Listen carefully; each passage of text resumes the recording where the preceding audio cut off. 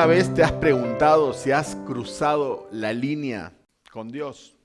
Si tu pecado fue tan grande que quizás Dios se cansó de vos. O algún momento en tu vida, quizás estás pasando ahora por ese momento, donde pensás que tu fracaso es tan profundo que ya no hay restauración. Que tu traición al Señor fue tan fea que es imperdonable. ¿Alguna vez te sentiste que Dios ya no quiere nada con vos? Que se hartó de vos, se cansó de vos. Quizás pensás que ya te perdonó demasiado. Quizás ya no tiene sentido pedir perdón por el pecado que cometés una y otra vez. Quizás Dios simplemente apartó su rostro de vos y ya no hay nada que hacer. Podemos ser funcionales, podemos cumplir, podemos venir a la iglesia, podemos cantar, pero quizás dentro de nosotros no hay nada. Y sentís que estás lejos de Él y que cruzaste una línea que ya no hay vuelta atrás. Dios quiere que nunca te haya pasado, pero quizás sí has sentido esto, quizás estás pasando por esto, quizás en algún momento lo sentís. Y es ahí, exactamente en ese punto, donde se encuentra el pueblo de Dios en Éxodo 34. No hablamos de un simple tropiezo, sino de una traición muy baja.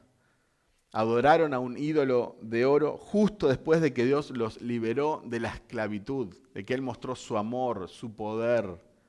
Rompieron el pacto, despreciaron al Dios vivo. ¿Y ahora qué? ¿Qué les espera? ¿Qué te espera a vos si te sentís así? Acompáñame a Éxodo 34, vamos a leer los primeros 10 versículos. Éxodo 34 del 1 al 10. El Señor dijo a Moisés: lábrate 2 tablas de piedra como las anteriores, y yo escribiré sobre las tablas las palabras que estaban en las primeras tablas que tú quebraste. Prepárate, pues, para la mañana, y sube temprano al monte Sinaí, y allí preséntate a mí en la cumbre del monte. Que no suba nadie contigo, ni se vea nadie en todo el monte, ni siquiera ovejas ni bueyes pasten delante de ese monte. Moisés, pues, labró 2 tablas de piedra, como las anteriores, se levantó muy de mañana y subió al monte Sinaí, como el Señor le había mandado, llevando en su mano las 2 tablas de piedra. El Señor descendió en la nube y estuvo allí con él, mientras éste invocaba el nombre del Señor. Entonces pasó el Señor por delante de él y proclamó: el Señor Dios compasivo y clemente, lento para la ira y abundante en misericordia y verdad, que guarda misericordia a millares, el que perdona la iniquidad, la transgresión y el pecado, y que no tendrá por inocente al culpable, que castiga la iniquidad de los padres sobre los hijos y sobre los hijos de los hijos hasta la 3ª y 4ª generación. Moisés se apresuró a inclinarse a tierra y adoró y dijo: si ahora, Señor, he hallado gracia ante tus ojos, vaya ahora el Señor en medio de nosotros, aunque el pueblo sea terco. Perdona nuestra iniquidad y nuestro pecado y tómanos por posesión tuya. Entonces Dios contestó: voy a hacer un pacto. Delante de todo el pueblo haré maravillas que no se han hecho en toda la tierra ni en ninguna de las naciones. Y todo el pueblo, en medio del cual habitas, verá la obra del Señor, porque es cosa temible la que haré por medio de ti. Yo me pregunto, ¿el pueblo acaso no se merecía toda la ira de Dios? Pero en lugar de caer un rayo del cielo que los destruya, Dios desciende en una nube. Muy probablemente la gloria de Dios, esta nube que aparece en más de una ocasión, llamada por la palabra hebrea Shekinah. En lugar de un juicio final para este pueblo duro y terco, Dios proclama su nombre y su carácter. En lugar de destruirlos y exterminarlos, Dios derrama su gracia. No nos merecemos un Dios así. Éxodo 34 no es solo una lección de historia, es una ventana al corazón de Dios. ¿Quién es Él realmente? ¿Cómo es su carácter? ¿Qué hace cuando su pueblo fracasa estrepitosamente? ¿Quiere Dios restaurar el pacto que fue quebrado? ¿Quiere Dios seguir lidiando con este pueblo terco? ¿Quiere Dios seguir lidiando con vos después de tanto pecado? ¿Quiere Dios seguir lidiando conmigo? Éxodo 34 es el puente entre la ruptura del pacto y la restauración de la comunión. En Éxodo 32, si recuerdan, el pueblo rompe el pacto con Dios al adorar al becerro de oro. En Éxodo 33, Moisés hace de intermedia con Dios a favor del pueblo. Y Dios accede a no destruirlos, aunque su presencia se retira temporalmente. Éxodo 34 es una renovación del pacto. Y tenemos que recordar un poco el contexto. Los israelitas habían salido recién de Egipto. Su mentalidad estaba influenciada por el politeísmo y las prácticas paganas que habían aprendido en Egipto. Pero habían presenciado grandes milagros poderosos, increíbles, de parte de Dios, pero aún no conocen profundamente el carácter de Dios. Están por entrar a una tierra que tiene naciones. Estas naciones son idólatras, son naciones fuertes. Entonces Dios no solo perdona, sino que se revela a sí mismo más plenamente. El Dios que renueva el pacto es el Dios misericordioso, fiel y justo. Y la renovación del pacto y la revelación del carácter de Dios van de la mano. Es el Dios de pacto, el Dios de misericordia que se revela al pueblo de Israel. Y si prestamos atención a los versículos 6 y 7, encontramos el corazón del capítulo, el corazón del pasaje. Y como han dicho algunos teólogos, la confesión doctrinal del Antiguo Testamento.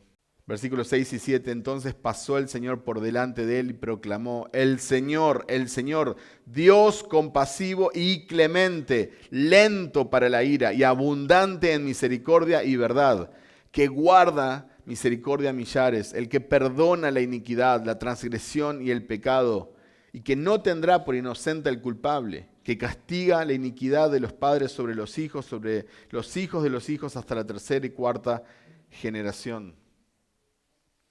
Esto después en la ley va a cambiar. Si lees Ezequiel, Dios dice que ya no va a castigar a los hijos por los padres ni a los padres por los hijos. El alma que peque, esa morirá.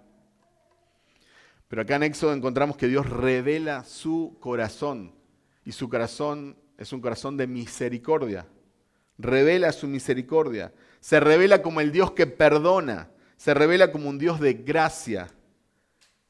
El Dios ofendido restaura el pacto quebrantado por un pueblo rebelde. Es Él el que restaura el pacto. Entonces Dios revela su carácter santo, justo, misericordioso. Se da a conocer a esta nación rebelde como quizás nunca antes habían conocido. Revela su carácter, lo llama a una vida de obediencia exclusiva. La comunión con Dios solo es posible por su revelación, por su perdón, por su pacto. Es Dios quien toma la iniciativa. De otra forma, jamás nosotros podríamos conocer a un Dios infinitamente santo. No nos merecemos un Dios así. Éxodo 34, 6, 7 es la autorrevelación de Dios. Y será repetida y citada a lo largo de toda la Escritura. En Números 14, 18, el Señor es lento para la ira y abundante en misericordia, perdona la iniquidad y la transgresión, pero de ninguna manera tendrá por inocente al culpable. Visita la iniquidad de los padres sobre los hijos hasta la tercera y cuarta generación. Vamos a Joel 2:13 dice, rasguen su corazón y no sus vestidos. Vuélvanse al Señor su Dios, porque Él es compasivo y clemente, lento para la ira, abundante en misericordia y se arrepiente de infligir el mal. Quizás el pasaje más conocido donde es citado es por Jonás, cuando en el último capítulo, Jonás 4, versículo 2, él da la explicación por qué desobedeció a Dios, por qué no fue a anunciar juicio contra Nínive y destrucción. Jonás 4:2, y oró al Señor y dijo, Señor, ¿no era esto lo que yo decía cuando aún estaba en mi tierra? Por eso me anticipé a huir a Tarsis, porque sabía que tú eres un Dios clemente y compasivo, lento para la ira y abundante en misericordia, y que te arrepientes de infligir el mal. Jonás tenía una muy buena teología, iba al seminario correcto. Su corazón estaba un poco en otro lugar, pero tenía buena teología.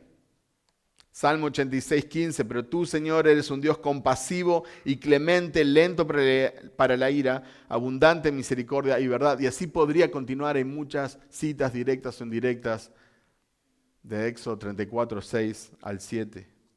El problema que tenemos en nuestros días es pensar que Dios es solo amor. Entonces, hoy en día hay un énfasis desmedido en que Dios es amor. Dios es todo amor. Amén. Pero Dios no es solo amor. Dios es amor y es fuego consumidor. Dios es misericordioso y Dios es justo. Dios tiene gracia, pero también se enciende su ira. La mayoría de las personas se han hecho un Dios a su imagen y semejanza. Un Dios que aplaude el pecado, un Dios que perdona todos nuestros actos, un Dios que no demanda nada, un Dios que no castiga. Por eso si vos le preguntás a la gran mayoría de las personas ¿a dónde crees que vas cuando mueras? Muchas te van a decir al cielo. ¿Por qué? Porque soy bueno. Eso es lo que decía yo antes de conocer el Evangelio. Porque soy bueno, nunca maté a nadie, a veces voy a la iglesia. Y el problema es que en respuesta a esta caricatura de Dios que tiene la mayoría, que tiene esta sociedad, los cristianos más bíblicos, más conservadores, reformados, muchas veces solo compartimos un Dios enojado, un Dios que solo sabe castigar, un Dios distante. Mucha gente en las iglesias piensa que Dios está con un rayo en la mano y esperando a que peques. Y cuando pecaste, te voy a destruir. Muchos de nosotros inconscientemente pensamos que Dios está expectante, casi esperando que peques para desatar toda su ira, porque a Dios le encanta castigar la maldad. Esa es la idea que muchos tenemos. Muy en lo profundo de nuestro corazón, pensamos que su mayor placer es castigar. Pero quiero compartirte un versículo bíblico que me encanta, que está en Miqueas 7, 18 al 20. Me puedes acompañar si deseas. Y de hecho lo voy a leer en 3 versiones diferentes. Es un pasaje tan rico. Miqueas 7, 18 al 20. Voy a comenzar con la versión NBLA. Dice, ¿qué Dios hay como tú, que perdona la iniquidad y pasa por alto la rebeldía del remanente de su heredad? No persistirá en su ira para siempre, porque se complace en la misericordia. Volverá a compadecerse de nosotros, eliminará nuestras iniquidades. Sí, arrojarás a las profundidades del mar todos nuestros pecados. Otorgarás a Jacob la verdad y a Abraham la misericordia, las cuales juraste a nuestros padres desde los días de antaño. Permítanme leer la versión NBI, que dice, ¿qué Dios hay como tú, que perdone la maldad y pase por alto el delito del remanente de su heredad? No estarás airado para siempre. Presten atención. Porque tu mayor placer es amar. Vuelve a compadecerte de nosotros. Pon tu pie sobre nuestras maldades y arroja al fondo del mar todos nuestros pecados. Muestra tu fidelidad a Jacob y tu lealtad a Abraham, como desde tiempos antiguos se lo juraste a nuestros antepasados. Y permítame compartir una versión más, NTV, nueva traducción viviente, una traducción más dinámica, menos literal. Miqueas 7, 18 al 20. ¿Dónde hay otro Dios como tú, que perdona la culpa del remanente y pasa por alto los pecados de su pueblo, de su preciado pueblo? No seguirás enojado con tu pueblo para siempre, porque tú te deleitas en mostrar tu amor inagotable. Volverás a tener compasión de nosotros, aplastarás nuestros pecados bajo tus pies y los arrojarás a las profundidades del océano. Nos mostrarás tu fidelidad y tu amor inagotable, como lo prometiste hace mucho tiempo a nuestros antepasados Abraham y Jacob. Me encanta este pasaje. ¿Qué Dios hay como el nuestro? ¿Qué Dios hay como el nuestro? A mí me encanta hablar con personas que profesan otra fe, otra doctrina, que profesan otra religión. A mí me encanta. Sí, háblame de tu Dios. ¿Cuál es tu mensaje de esperanza? ¿Cómo se salvo en tu religión? Contame, evangelizame, decime. Y no tienen esperanza, no tienen mensaje de salvación, no tienen. Hacé la prueba. Tirá la pelota para la otra cancha. Si le hablame vos, evangelizame, contame, decime. ¿Por qué yo debería de ser de tu religión? ¿Qué me vas a ofrecer que yo no tenga? Todos los dioses de las religiones demandan algo, todos. Te perdonan a cambio de algo, te aceptan a cambio de algo, te reciben a cambio de algo. El Dios del Islam te perdona si orás 5 veces al día. El Dios del neopentecostalismo te perdona si diezmás. El Dios del catolicismo te perdona si haces algún sacrificio, como peregrinar o prender velas. El Dios de los mormones te perdona si perteneces a su iglesia, y así podría continuar. Y no estoy promocionando el Dios de una denominación o de una iglesia, estoy hablando del Dios de la Biblia, el mensaje bíblico, lo que enseñan las Escrituras. Nuestro Dios se complace en la misericordia. Su mayor placer es amar. Su mayor placer es amar. Se deleita en mostrar amor inagotable.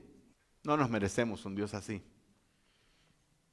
¿Alguna vez te pusiste a pensar que cuando pecas, Dios no te está mirando con su mano cerrada para golpearte, sino con sus brazos abiertos para recibirte? ¿Alguna vez te pusiste a pensar en eso? Yo creo que la mayoría no. Quizás me equivoque y ojalá me equivoque. Pero cuando nosotros pecamos, nosotros obviamente pensamos en la justicia de Dios, en el castigo justo de un Dios santo. Pero nosotros no recordamos que su mayor placer es amar. Por eso nos cuesta tanto volver a Él, arrepentirnos, pedir ayuda, luchar por la santidad. Porque creemos que estamos siempre en desventaja, que sí es gracia, sí es amor, sí es Jesús, pero yo tengo que ganarme algo, yo tengo que luchar, tengo que mostrar un poco de esfuerzo, porque si no... ¿Alguna vez te pusiste a pensar que cuando pecas, Dios no te está mirando con su mano cerrada para golpearte y aplastarte, sino con sus brazos abiertos esperando que llegues a Él para perdonarte?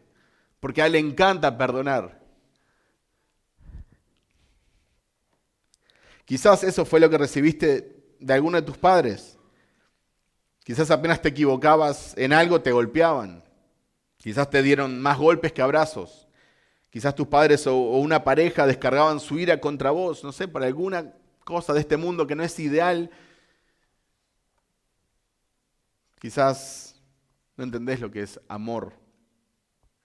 Pero nuestro Dios no es así.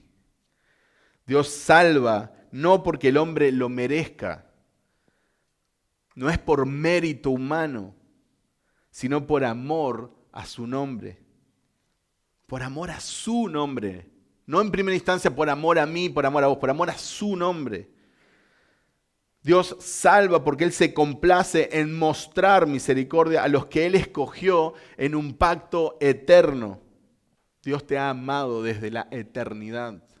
Siempre ha habido un pueblo preservado por la gracia para ser redimido.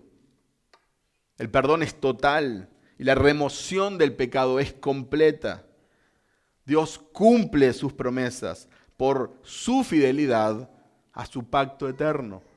Dios es fiel a sus promesas, no por causa del pueblo, sino por amor a su propio nombre.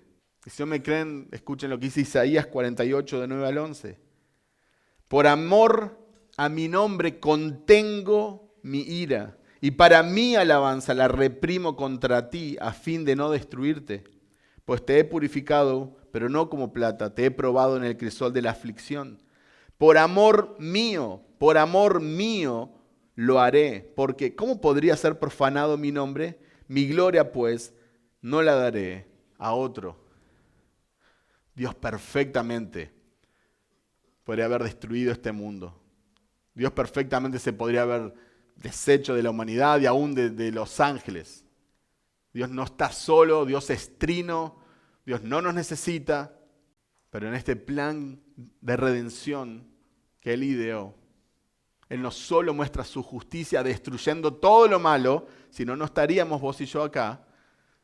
Él también muestra su misericordia, Él muestra su gracia. Si Dios se complace en perdonar, si su mayor placer es amar y es mostrar misericordia, ¿significa entonces que puedo pecar libremente? Es una pregunta válida. Cuando nosotros predicamos que la salvación no se pierde porque está en Cristo, hay muchas personas en iglesias que nos acusan. Entonces puedes hacer lo que quieras. Entonces puedes pecar, puedes hacer lo que quieras. Porque igual la salvación no se pierde. Me pregunto cuál es la motivación de esas personas entonces para buscar la santidad. ¿Es el miedo a Dios? Romanos 6, del 1 al 2 dice, ahora bien, ¿deberíamos seguir pecando para que Dios nos muestre más y más su gracia maravillosa? Por supuesto que no. Nosotros hemos muerto al pecado, entonces, ¿cómo es posible que sigamos viviendo en pecado?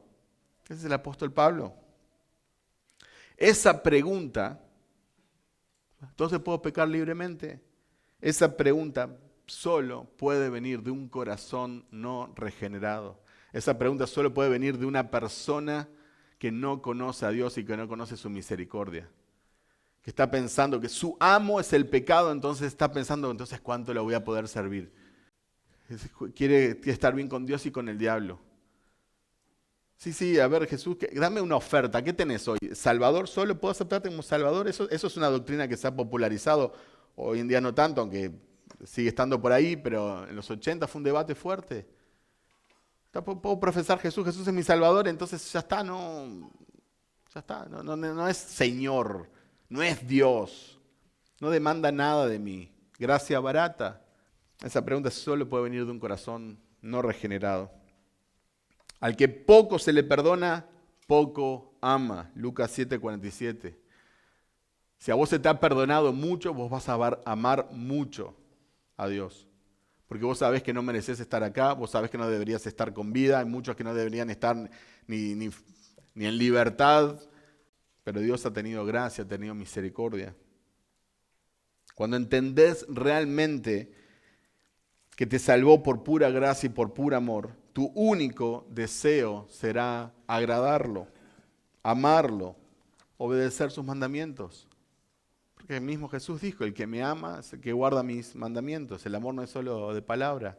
La santidad de Dios no puede ser tratada con ligereza, porque Dios castiga el pecado. Sí, Dios mató a casi toda la humanidad en el diluvio. Sí, Dios mató a la esposa de Lot por mirar atrás. Sí, Dios mató a Nadab y Abiú por ofrecer fuego extraño. Sí, Dios mató a Coré, Datán y Abiram cuando la tierra los tragó vivos junto a sus familias. Sí, Dios mató a Usa cuando tocó el arca indebidamente. Y quizás recordarán un poco más cuando Dios mató a Ananías y Zafira por mentir al Espíritu Santo. Pero también vemos en las Escrituras la misericordia y cómo Dios se deleita en perdonar a aquel que no lo merece. Porque Dios no destruyó inmediatamente a Adán cuando le desobedeció en la cara. Esta pequeña criatura que había visto la bondad y el amor de Dios. ¿Por qué Dios no consumió a Caín cuando le trajo una ofrenda inaceptable? ¿Por qué no lo mató cuando él asesinó a su hermano Abel? ¿Por qué Dios no exterminó a Aarón cuando facilitó la idolatría del pueblo? ¿Por qué Dios permitió que Jonás fuera rescatado por un pez grande cuando huía en su rebeldía? ¿No era más fácil? Mira, no hay peces hoy. ¿Por qué Dios no mató a Sansón cuando quebró su voto de nazareo? Solo para comenzar a pecar en todo lo que veía que era posible pecar. Porque Dios no destruyó a David cuando tomó la esposa de otro y luego lo mandó a matar. Porque Dios no pulverizó a Pedro cuando éste lo negó, cuando había caminado 3 años con él. Porque Dios no exterminó a su pueblo cuando desobedecieron en Éxodo 32. Y acá es donde tenemos que hablar de la justicia y el perdón de Dios. En el versículo 7, una vez más lo voy a leer, Dice que guarda misericordia a millares y el que perdona la iniquidad y la transgresión y el pecado, y que no tendrá por inocente al culpable, que castiga la iniquidad de los padres sobre los hijos y sobre los hijos de los hijos hasta la tercera y cuarta generación. Acá hay algo muy interesante. El mismo versículo dice que perdona la iniquidad, pero al mismo tiempo no tendrá por inocente al culpable. Entonces, si estás leyendo es como, pará. ¿Cómo es que te deleitas en perdonar, deleitas en mostrar misericordia, te deleitas en amar, perdonás la iniquidad, perdonás lo malo, pero al mismo tiempo no vas a tener por inocente al culpable? ¿A quién vas a tener por inocente entonces si somos todos culpables? ¿Cómo entonces haces para demostrar tu misericordia, pero al mismo tiempo mantener tu justicia? Esta es la mayor pregunta de la teología. Esto es el corazón del Evangelio, esto es hermoso, esto es lo que tenemos que profundizar. ¿Cómo puede perdonar y al mismo tiempo no tener por inocente al culpable? Y aquí se plantea una tensión. ¿Cómo puede perdonar Dios sin ser injusto? Dios no puede simplemente perdonar en el nombre del amor, porque el pecado no puede quedar impune. Siempre pongo el mismo ejemplo, porque no tengo otro mejor. El día que tenga otro ejemplo, pondré otro. Pero imagínate que alguien lastima a tu familia, gravemente, hace un daño muy grave. Y esta persona es perseguida y atrapada, la policía, y lo lleva a la corte. Estás frente al juez y vos estás ahí esperando que el juez haga justicia porque esta persona lastimó a tus seres queridos, a tu familia, te destrozó el corazón. Nada será igual humanamente hablando. Pero vos solo esperás que se pudra en la cárcel, que tenga su castigo por lo que hizo. Pero el juez sonríe y dice, ay, yo soy un juez de amor. Soy un juez de amor, soy un juez amoroso. No, te perdonan, anda libre. ¿Cómo te sentirías? ¿Cómo te sentirías? Todos lo denunciaríamos. Es un juez corrupto, es un juez injusto, porque no hizo justicia. No puedes en el nombre del amor pasar por alto la transgresión de la ley. Pero al mismo tiempo tenemos acá un Dios que es un Dios justo, es un juez justo, pero también se deleita en amar, se deleita en mostrar misericordia. Él es fuente de toda misericordia. Él quiere perdonar. Ese es su carácter, lo acabamos de ver. Él se reveló al pueblo. Mis queridos hermanos, esta tensión, este dilema, se resuelve en la cruz de Cristo. En la cruz, la justicia de Dios se satisface. Jesucristo mismo murió siendo santo, santo, santo por los pecados de todos aquellos que íbamos a creer, por todos aquellos que han creído a lo largo de la historia. Por eso Él clamó, Dios mío, ¿por qué me has desamparado? Dice Calvino que en ese momento estaba sintiendo todo el terror, todo el sufrimiento del infierno, porque estaba absorbiendo la ira de Dios que estaba destinada para vos y para mí. En la cruz, la misericordia es derramada. En Romanos 3, 24 al 26 dice, todos son justificados gratuitamente por su gracia, por medio de la redención que es en Cristo Jesús, a quien Dios exhibió públicamente como propiciación por su sangre a través de la fe, como demostración de su justicia, porque en su tolerancia Dios pasó por alto los pecados cometidos anteriormente, para demostrar en este tiempo su justicia, a fin de que Él sea justo y sea el que justifica al que tiene fe en Jesús. El teólogo canadiense Don Carson tenía un amigo musulmán de Pakistán. Se hicieron buenos amigos, él era un hombre mayor que Don Carson, y estaba estudiando un doctorado en Islam. Y Don Carson le regaló una Biblia, y este pakistaní musulmán la comenzó a leer ávidamente. Empezó a leer, a reflexionar, a prestar atención. Y un día Don Carson lo invitó a pasar Navidad a la casa de sus padres. Y en esos días festivos fueron al Parlamento canadiense. Hicieron un tour guiado donde te explican qué estás viendo, y te muestran, te cuentan la historia. Y pasó al lado de unos pilares que tenían una imagen cada uno. Entonces el guía, explicándoles, dice, acá tenemos a Aristóteles, porque el gobierno debe tener su base sobre el conocimiento. Acá tenemos a Sócrates, porque el gobierno debe tener su base sobre la sabiduría. Acá tenemos a Moisés, porque el gobierno debe tener su base sobre la ley. Y todos, qué bien. Pero el amigo de Don Carson, un pakistaní musulmán, pregunta, a viva voz, ¿dónde está Jesucristo? Y todos quedaron. Quizás él pensó que no lo habían entendido por su acento. Entonces gritó una vez más alto, más lento, ¿dónde está Jesucristo? Y nadie entendía nada. Todos quedaron atónitos. Don Carson cuenta que quería que se lo tragara la tierra. Hasta que el guía le pregunta, ¿y por qué debería estar Jesucristo?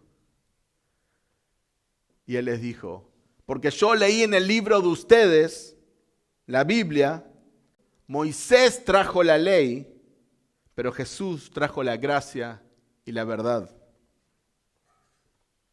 Y Don Carson cuenta que ese hombre, viniendo desde otra cosmovisión, desde otra religión, desde otra creencia, lo primero que le llamó la atención de Jesucristo es que Él trajo la gracia y la verdad. Y nosotros, siendo las personas del libro, muchas veces nosotros lo pasamos por alto. Vivimos más en el nombre de Moisés que en el nombre de Jesús. Acompáñenme Juan 1, 14 al 18. El Verbo se hizo carne y habitó entre nosotros y vimos su gloria, gloria como del unigénito del Padre, lleno de gracia y de verdad. Juan dio testimonio de él y clamó, este era del que yo decía, el que viene después de mí es antes de mí, porque era primero que yo. Pues de su plenitud todos hemos recibido y gracia sobre gracia, porque la ley fue dada por medio de Moisés.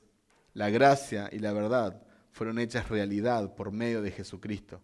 Nadie ha visto jamás a Dios, el unigénito Dios que está en el seno del Padre. Él lo ha dado a conocer. Y no solo que Él trajo la gracia y la verdad, y que en Él podemos ver lo que es la gracia sobre la gracia, tiene también que dice Juan que vimos su gloria, su propia gloria. Él no reflejaba la gloria de alguien más. Él tenía gloria. Y me gustaría volver, para terminar el capítulo de Éxodo 34, a los versículos 28 al 35, el final del capítulo 34. Éxodo 34, 28 al 35. Y Moisés estuvo allí con el Señor 40 días y 40 noches. No comió pan ni bebió agua. Y escribió en las tablas las palabras del pacto, los 10 mandamientos. Cuando Moisés descendía del monte Sinaí con las 2 tablas del testimonio en su mano, al descender del monte, Moisés no sabía que la piel de su rostro resplandecía por haber hablado con Dios. Al ver a Aarón y todos los israelitas que la piel del rostro de Moisés resplandecía, tuvieron temor de acercarse a él. Entonces Moisés los llamó y a Aarón y a todos los jefes de la congregación regresaron a él y Moisés les habló. Después se acercaron todos los israelitas y él les mandó que hicieran todo lo que el Señor había hablado con él en el monte Sinaí. Cuando Moisés acabó de hablar con ellos, puso un velo sobre su rostro. Pero siempre que Moisés entraba en la presencia del Señor para hablar con él, se quitaba el velo hasta que salía. Siempre que él salía, decía a los israelitas lo que el Señor le había ordenado. Los israelitas veían que la piel del rostro de Moisés resplandecía, y Moisés volvía a ponerse el velo sobre su rostro hasta que entraba a hablar con Dios. Moisés desciende con el rostro resplandeciente. Definitivamente estar con Dios transforma. El pueblo teme, pero Moisés le transmite la palabra de Dios. Dice que todo lo que el Señor había ordenado, eso le transmitía al pueblo. Qué hermosa lección esa para nosotros. La comunión íntima con Dios deja huellas visibles. Cristo nos lleva aún más allá, nos lleva a reflejar su gloria. Pero esto tiene un cumplimiento hermoso. Y me gustaría que me acompañen a 2 Corintios 3, del 12 al 18. Teniendo, por tanto, tal esperanza, hablamos con mucha franqueza, y no somos como Moisés, que ponía un velo sobre su rostro para que los israelitas no fijaran su vista en el fin de aquello que había de desvanecerse, pero el entendimiento de ellos se endureció, porque hasta el día de hoy, en la lectura del antiguo pacto, el mismo velo permanece sin alzarse, pues solo en Cristo es quitado. Y hasta el día de hoy, cada vez que se lee a Moisés, un velo está puesto sobre sus corazones. Pero cuando alguien se vuelve al Señor, el velo es quitado. Ahora bien, el Señor es el Espíritu, y donde está el Espíritu del Señor hay libertad. Pero todos nosotros, con el rostro descubierto, contemplando como en un espejo la gloria del Señor, estamos siendo transformados en la misma imagen, de gloria en gloria, como por el Señor, el Espíritu. Esto es hermoso. Nosotros, si has confiado en Cristo, si has creído en Él, entonces ese velo que te separaba de Dios ha sido quitado. Y ahora puedes verlo tal y como es. Pero debe haber un intermediario, un mediador entre Dios y el pueblo. Moisés intercede, sube al monte, escucha la voz de Dios, baja con el rostro resplandeciente. Jesús es el mediador por excelencia. Eso lo encontramos en Hebreos, en 1 Timoteo. Es el único mediador entre Dios y los hombres. Él no solo refleja la gloria de Dios, sino que es la gloria de Dios misma. La gloria de Moisés se desvanecía, la gloria de Cristo permanece y transforma. El antiguo pacto cayó en desuso. El nuevo pacto nos da acceso a la presencia de Dios en la sangre de Jesucristo. Querido no creyente, si estás acá escuchando y no has puesto tu fe en Cristo, no sos cristiano, Dios es más compasivo de lo que crees, pero también es más justo de lo que temes. No podés ganarte el favor ni escapar de su juicio por tu justicia. Tu justicia ha sido manchada, tus antecedentes penales frente a un Dios santo, créeme, que están bastante sucios. Pero el mismo Dios ha provisto perdón para tus pecados en el sacrificio de Jesucristo. Tenés que cambiar lugares con Jesús. O pagás vos por tus pecados en el infierno, por la eternidad, o paga Jesús en la cruz. Hoy es el día de salvación. Poné tu fe en Él, dejá de luchar contra Dios. Recibí la esperanza, la gracia, el amor que Dios tiene. Y querido hermano en Cristo, recordad Lamentaciones 3, 21 al 23. Esto traigo a mi corazón, por esto tengo esperanza, que las misericordias del Señor jamás terminan, pues nunca fallan sus bondades. Son nuevas cada mañana. Grande es tu fidelidad. ¿Para cuántos esto ha sido una esperanza, un ancla firme donde te aferrás cuando parece que ya cruzaste la línea y que todo está perdido? Se te pasa por la cabeza de que Dios ya se hartó de vos y no quiere nada. Recordad, Él renueva su misericordia cada mañana. Cada mañana. Tenemos un Dios que insiste, un Dios que no se rinde, un Dios que no abandona, un Dios que no merecemos. Y hoy hemos visto al Dios que no abandona a su pueblo cuando cae. Al Dios que desciende en gloria para no destruir, sino para restaurar. El Dios que proclama su nombre no con ira, sino con gracia. El Dios que se revela en Éxodo 34 es el mismo Dios que se encarna en Jesucristo. En la cruz, Dios mostró que es justo porque no pasa por alto el pecado. Ningún pecado va a quedar impune, ningún pecado. Mostró que es misericordioso porque cargó ese pecado en su propio Hijo. Lo trató como si Él hubiera cometido todos los pecados de todos aquellos que íbamos a creer. Segunda de Corintios 5:21. Aquel que no conoció pecado lo hizo pecado por nosotros. Lo trató como un vil pecador. Gálatas 3:13. Se hizo maldición para rescatarnos de la maldición de la ley, porque escrito está: maldito todo aquel que es colgado en un madero. Pero la historia de Éxodo 34 no termina en el Sinaí. Termina en un monte más alto, en el Calvario, donde el rostro resplandeciente de Moisés da lugar al rostro sangrante de nuestro Redentor.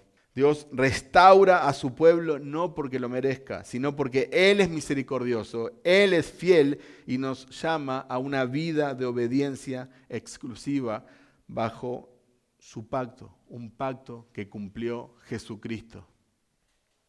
Jesús es el Dios que no merecemos. Amén.